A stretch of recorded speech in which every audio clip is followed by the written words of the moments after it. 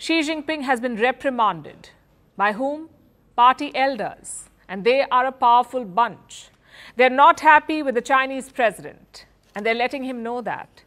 This is a rare instance of division within the Chinese establishment. Usually, critics of Xi Jinping end up behind bars or they just disappear. But this time, it's different. Senior Communist Party members are unhappy with the president. A few weeks ago, they held a secret meeting in China. It happened in a suburb of Beijing. The participants were Communist Party elders.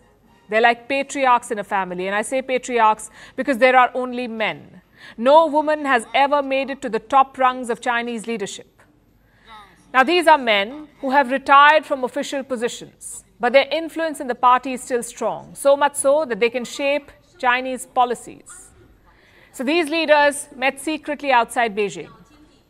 One of the key faces there was this man. His name is Zheng Qinghong. He is the former vice president of China.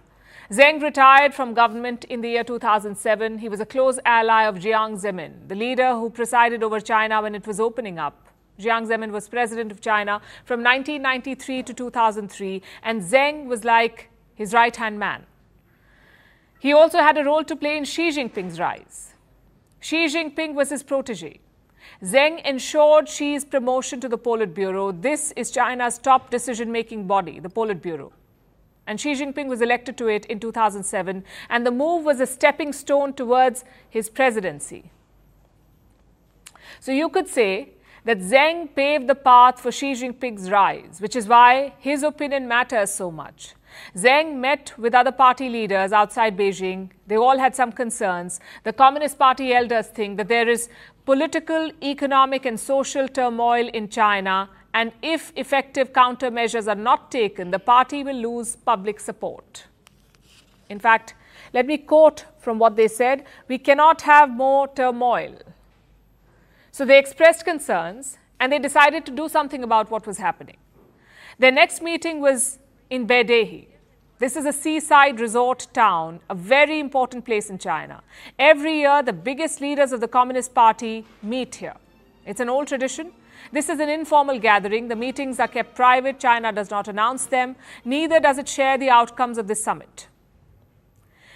This meeting is done basically to facilitate a free exchange of ideas, but sometimes these conversations get leaked, like in this case. Some inside information has been leaked. Apparently, the party elders met Xi Jinping in private and they shared a list of complaints, the list that they had compiled before coming to Beidehi.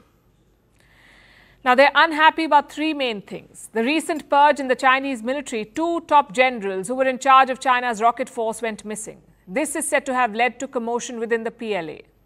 Then China's foreign minister went missing. Beijing did not explain his disappearance. They just sacked him and appointed someone else. The elders wanted to know why. They think this episode has left China's foreign ministry unsettled. And their biggest concern is the economy. It's a complete mess. Investments are falling, growth is slowing down, and the debt bubble is bursting. The president was pulled up for all these things. What do you think was his response? He was not happy, of course. And he is said to have confided in his team. Turns out Xi Jinping blamed his predecessors for the problems. He blamed 3 men: Deng Xiaoping, Jiang Zemin, and Hu Jintao. He blamed them for the issues that are plaguing China today. We have some quotes. This is what the Chinese president reportedly said: "All the issues that were left by the previous 3 leaders are on my shoulders. I've spent the last decade tackling them, but they remain unresolved. Am I to blame?" That's apparently Xi Jinping venting after being pulled up by the party elders. Then he told his team to fix these problems, especially the economy.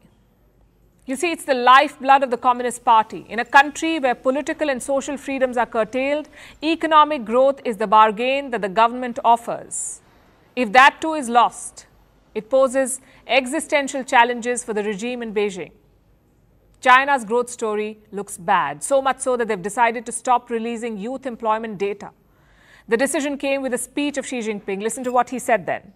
"We must maintain historic patience and insist on making steady, step-by-step progress." So he's asking for the party's patience. The speech was released around the time when the Beidehi summit ended. Now the timing makes sense.